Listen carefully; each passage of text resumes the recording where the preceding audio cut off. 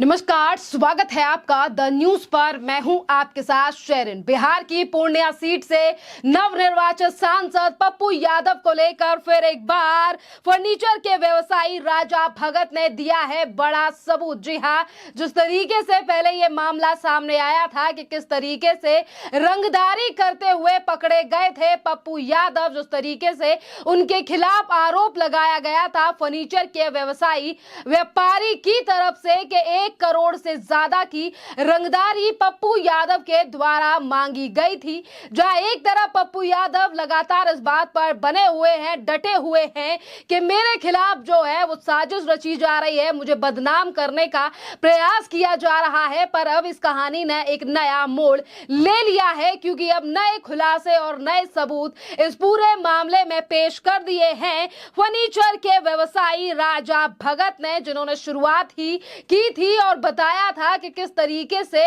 रंगदारी और धमकी और जान से मारने की बात जो है वो पप्पू यादव के द्वारा की गई थी। जी हां, आपके लिए बता दें कि राजा भगत के द्वारा जो है वो मीडिया में सपने द्वारा यानी कि जो है वो रंगदारी को लेकर सबूत दिए गए हैं और बताया गया है कि किस तरीके से कुछ रिकॉर्डिंग्स जो हैं वो राजा भगत के द्वारा दी गई हैं, जिसमें साफ साफ दिखाई दे रहा है कि किस तरीके से रंगदारी के ऊपर जो है वो लीपा पोती करने की कोशिश की गई है। पर ये वीडियो जो है वो राजा भगत के द्वारा मीडिया में पोस्ट कर दी गई है। इसी के साथ अगर हम बात करें पप्पू यादव पर पैसे ऐंठने की कोशिश करने का आरोप लगाने के बाद लगातार पप्पू यादव की खिंचाई होती हुई नजर आ रही है, क्योंकि भारतीय जनता पार्टी से लेकर बिहार की जो जनता है वो पप्पू यादव को लेकर सवाल उठा रही है। अगर बात बिहार की करें तो एक तरफ पप्पू यादव की बढ़ती हुई मुश्किलें, क्योंकि इसी पूरे मामले को लेकर एफआईआर भी पप्पू यादव के ऊपर दर्ज हो चुकी है। पूर्णिया की पुलिस ने पहले ही पप्पू यादव के ऊपर एक्शन लिया था और आपके लिए बता दें कि गिरफ्तारी तक बात सामने आ गई थी, क्योंकि 4 तारीख के बाद ये पूरा मसला निकलकर सामने आया, जिस पर पप्पू यादव को एक तरफ जो है वो बेल मिल चुकी है रंगदारी के मामले पर। वो ये कह रहे हैं कि ये बहुत बड़ी जीत है, पर वहीं दूसरी तरफ लगातार पप्पू यादव की मुश्किलें और इमेज पर जो छाप रंगदारी के मामले से बनी है वो कहीं ना कहीं सवाल खड़े कर रही है कि जिस पूर्णिया की जनता ने पप्पू यादव को जनता के काम करने के लिए चुना था, आज वही पप्पू यादव किस तरीके से पूर्णिया की जनता को ठगने का काम कर रहे हैं। आपके लिए बता दें कि पहले पप्पू यादव कांग्रेस के साथ थे, पर लोकसभा चुनाव उन्होंने अकेले ही लड़ा और यहां से वो जीते, यानी कि बिहार के पूर्णिया से। इन दिनों पर बिहार की राजनीति जमकर जो है वो सामने आ रही है। अगर हम बात लोकसभा चुनाव की बात करें कि एक तरफ नीतीश कुमार को लेकर लगातार विपक्षी पार्टियां हमलावर दिखाई दे रही हैं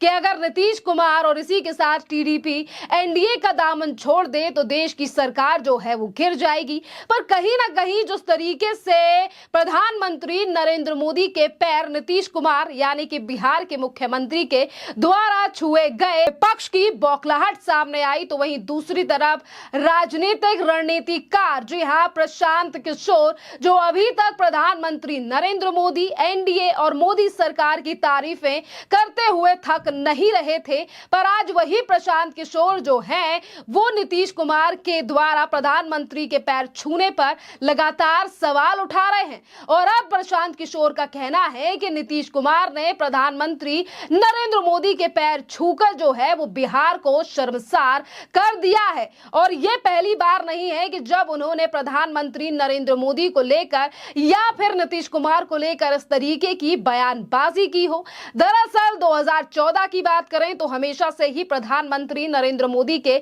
अगेंस्ट में रहे थे राजनीतिक रणनीतिकार प्रशांत किशोर, और 2019 से लेकर 2021 में भी विपक्ष और ममता बनर्जी के ही रणनीतिकार रहे हैं प्रशांत किशोर। जन स्वराज पार्टी जो है वो चलाई है और वो बिहार में कई अभियान भी चलाते हुए दिखाई दे रहे हैं। और यहीं पर प्रशांत किशोर की कई बार बौखलाहट सामने आई है नीतीश कुमार और प्रधानमंत्री नरेंद्र मोदी की बढ़ती हुई नजदीकियां, क्योंकि जिस दिन प्रधानमंत्री नरेंद्र मोदी को एनडीए यानी कि तमाम नेता जब मिलने के लिए आए और नीतीश कुमार ने इस बात का जिक्र किया कि कई लोग चाहते हैं कि हम इधर से उधर जाएं, पर ये जो सरकार है ये मजबूती से काम करेगी, यानी कि एनडीए की सरकार जो है वो मजबूत मजबूती से काम करेगी और इसी दिन जो है वो नीतीश कुमार ने देश के प्रधानमंत्री नरेंद्र मोदी के गले लगकर उनके पैर छुए थे। पर यही तस्वीर और यही जो पैर छूना प्रधानमंत्री नरेंद्र मोदी के नीतीश कुमार के द्वारा कुछ विपक्षी पार्टियों को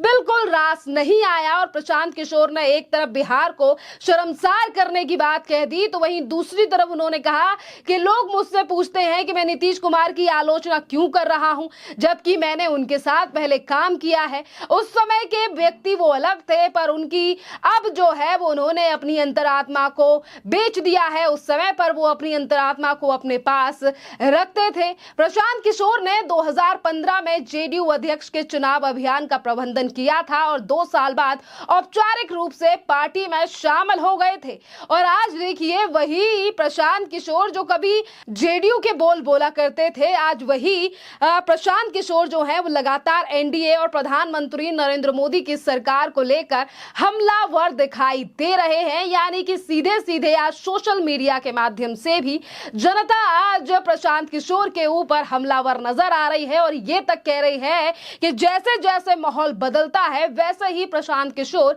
अपना पाला बदलना शुरू कर देते हैं, क्योंकि चुनावों से पहले यही प्रशांत किशोर एनडीए और प्रधानमंत्री नरेंद्र मोदी को लेकर यह कह रहे थे कि देश में कोई मोदी विरोधी लहर नहीं है। पश्चिम बंगाल क्या कई ऐसे राज्यों से बीजेपी प्रदर्शन कर कर निकलेगी कि किसी ने ऐसा सोचा भी नहीं होगा। पर आज जैसे ही चुनाव के नतीजे सामने आए हैं, प्रधानमंत्री नरेंद्र मोदी और बिहार के मुख्यमंत्री नीतीश कुमार की अगर नजदीकियां बढ़ रही हैं, तो आखिरकार इस बात से क्या दिक्कत है प्रशांत किशोर को? क्या वो फिर एक बार विपक्षी पार्टियों का दामन थामने जा रहे हैं? क्या उन्हीं राहुल गांधी का दामन थामेंगे और उन्हीं राहुल गांधी के साथ फिर एक बार काम करते हुए नजर आएंगे प्रशांत किशोर, जिन्हें कुछ दिन पहले प्रशांत किशोर ये तक कह रहे थे कि राहुल गांधी को तो कोई सीरियस नहीं ले रही है जनता। राहुल गांधी ने अमेठी छोड़कर अगर रायबरेली को चुना है तो इससे अच्छा एक मैसेज नहीं गया है। राहुल गांधी डरकर अमेठी से भाग गए हैं।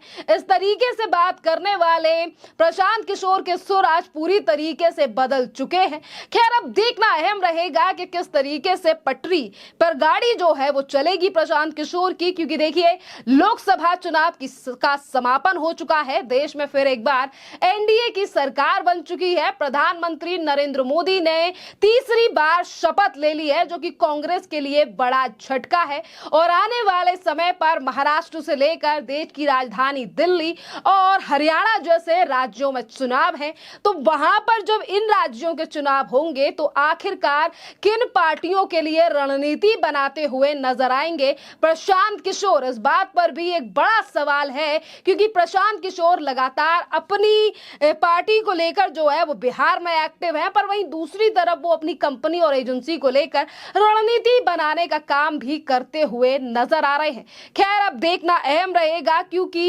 एनडीए को लेकर लगातार विपक्षी पार्टियां सवाल उठा रही हैं कि एनडीए सरकार ज्यादा दिन नहीं चलेगी और इसीलिए नीतीश कुमार और प्रधानमंत्री नरेंद्र मोदी की जो नजदीकियां हैं वो विपक्षी या फिर प्रशांत किशोर जैसे लोगों को रास नहीं आ रही है। खैर इस पूरे मामले पर आपकी जो भी राय हो आप हमें कमेंट कर जरूर बताइए। धन्यवाद।